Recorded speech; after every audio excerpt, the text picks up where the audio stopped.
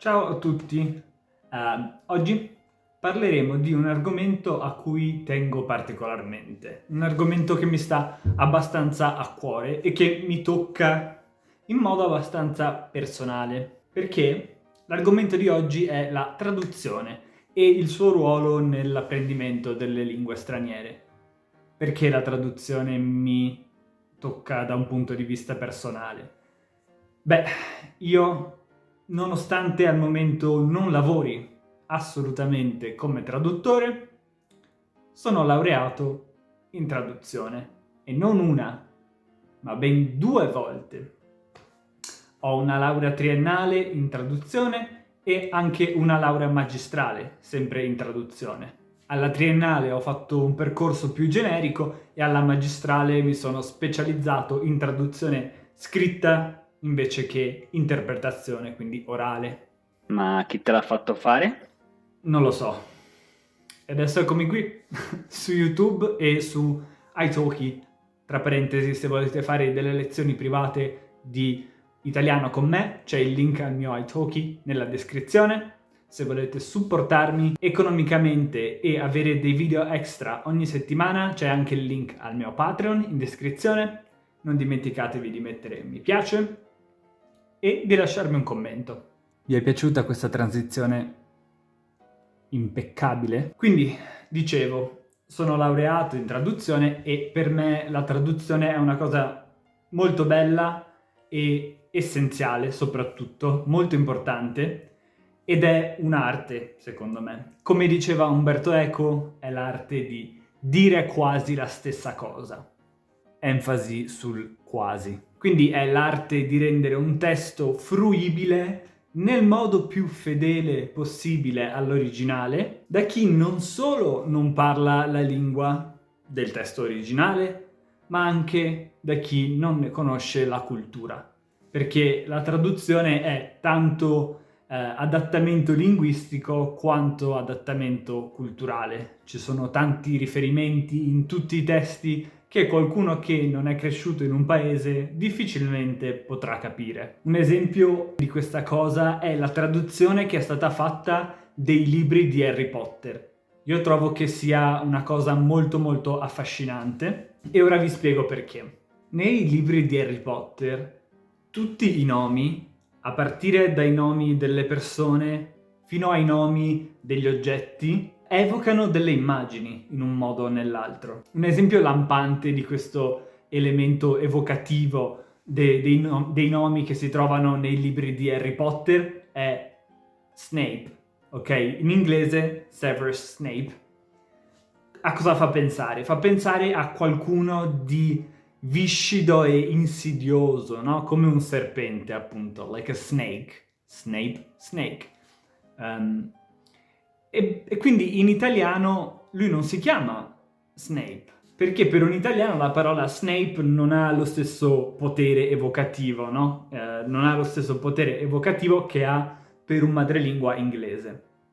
Infatti in italiano si chiama Piton, ovviamente un riferimento alla parola pitone, che è un tipo di serpente. Ecco, quindi secondo me i libri di Harry Potter sono un esempio bellissimo dell'arte della traduzione, di quanto possa essere difficile, soprattutto da un punto di vista culturale. Ma in quanto arte, la traduzione, per mia sfortuna, è un po' un'arte perduta, o comunque è un'arte in via di estinzione, o un'arte comunque che si sta riducendo in termini di estensione, in termini di utilità. Perché? Ovviamente l'arrivo della tecnologia e l'arrivo di strumenti tecnologici di traduzione automatica fanno sì che il lavoro del traduttore sia sempre più obsoleto. Al giorno d'oggi spesso la traduzione si svolge in un modo che definirei collaborativo tra la tecnologia e la mente del traduttore, ok? La manualità e il fattore analogico. Perché? Perché spesso molte traduzioni vengono fatte in modo semi-automatico da alcuni programmi di traduzione automatica e poi il traduttore fa una revisione e modifica quello che la macchina non è stata in grado di capire. Quindi il lavoro del traduttore sta diventando sempre più un lavoro di revisione. Però si può dire sicuramente che i traduttori di letteratura siano ancora abbastanza essenziali, o comunque molto più essenziali di chi traduce dei testi tecnici.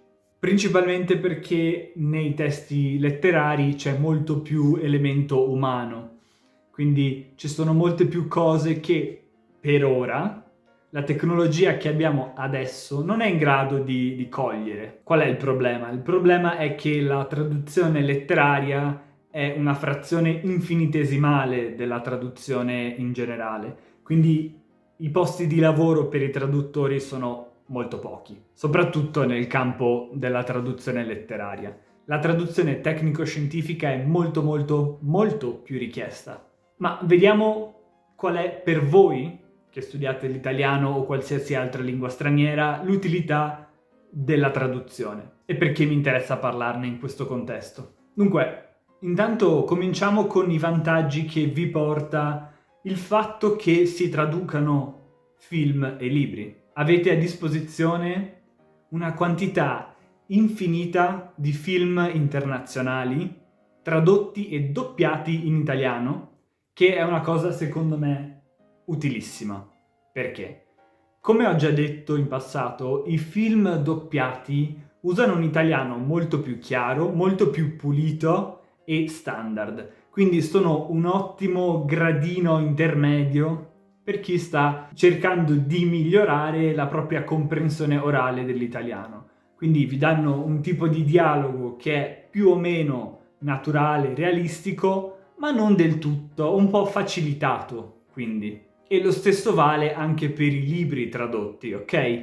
Diciamo che in generale la lingua tradotta contiene molto meno linguaggio idiomatico, meno espressioni idiomatiche, un linguaggio più lineare e più semplice, più logico e più diretto. E se non fosse per i traduttori, non avreste neanche tutti quei bellissimi sottotitoli su Netflix che vi permettono di fruire di serie in tutte le lingue del mondo, inclusa quella che state imparando. Anche se a volte non capisco perché i sottotitoli su Netflix siano tutti diversi da quello che viene detto veramente, è un po' strano, ma non importa. Almeno i sottotitoli in lingue straniere sono molto utili.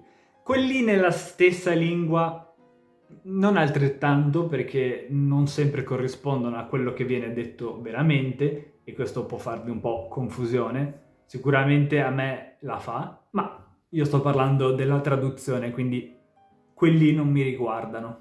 Gli strumenti di traduzione in generale sono una risorsa molto utile per chi sta imparando una lingua straniera. Google Translate viene spesso ridicolizzato, forse sulla base di uno stereotipo che si è formato anni fa, quando non era proprio ottimo come strumento, non era ancora stato affinato al punto a cui lo è oggi. Ma oggi è un ottimo strumento di traduzione e può essere utile a tutti voi per capire meglio quello che state leggendo. Potete semplicemente scrivere una frase nel traduttore e avrete risolto così il mistero di una frase che altrimenti sarebbe rimasta un mistero. Ma se volete più precisione, se volete una comprensione maggiore delle sfumature di significato di ogni parola e dei suoi vari significati, o di ogni espressione anche, io vi consiglio di usare un'altra piattaforma di traduzione, che è più un dizionario che un traduttore, ma contiene anche espressioni complete, quindi non solo parole singole. E questo strumento è Word Reference, ok? Dunque, Word Reference, perlomeno per quanto riguarda il traduttore italiano-inglese, inglese-italiano, è eccellente. Trovo sempre tutte le espressioni idiomatiche che sto cercando, trovo un sacco di parole gergali, parole molto colloquiali, e vi dà anche tutta una serie di indicazioni su qual è il significato vero di una certa parola, perché a volte tante parole hanno più di un significato. Oppure una parola che in inglese ha più di un significato si esprime con parole diverse in italiano e viceversa. Quindi usate word reference, ve lo consiglio con tutto il cuore. Poi un altro strumento di traduzione che spesso viene lodato, ma che secondo me non è un granché, è reverso context. Può essere utile, ma spesso mi dà soluzioni che non hanno senso, che sono traduzioni letterali di alcune espressioni, quindi non fidatevi. Usatelo solo se già conoscete bene una lingua e volete assicurarvi che quello che avete trovato, quello che avete sentito sia giusto oppure no. Invece un altro strumento utilissimo è un sito che si chiama Youglish e che essenzialmente contiene una banca dati di video presi da YouTube che hanno dei sottotitoli e voi potete cercare una parola qualsiasi all'interno dei sottotitoli di tutti questi video e Youglish vi darà tutti i video in cui questa parola viene usata, così potete sentirla usata in un contesto di dialogo vero. Comunque, in generale, questa larga accessibilità di strumenti di traduzione sta più che altro diminuendo il bisogno di imparare le lingue, che per me ancora una volta pone un problema, visto che insegno l'italiano. Ma credo che in realtà questo tipo di strumento diminuisca la volontà di imparare delle lingue straniere solo per chi è obbligato a impararle, quindi essenzialmente solo per l'inglese e poche altre lingue come lo spagnolo e il francese. Perché io da quando ho cominciato a insegnare l'italiano non ho avuto molti studenti che fossero obbligati a imparare l'italiano. No, lo fanno quasi tutti per passione, per hobby, per divertimento, insomma un passatempo o qualcosa che per loro ha un significato affettivo, per esempio hanno dei parenti italiani, cioè hanno origini italiane e quindi vogliono imparare la lingua per riconnettersi alle loro radici.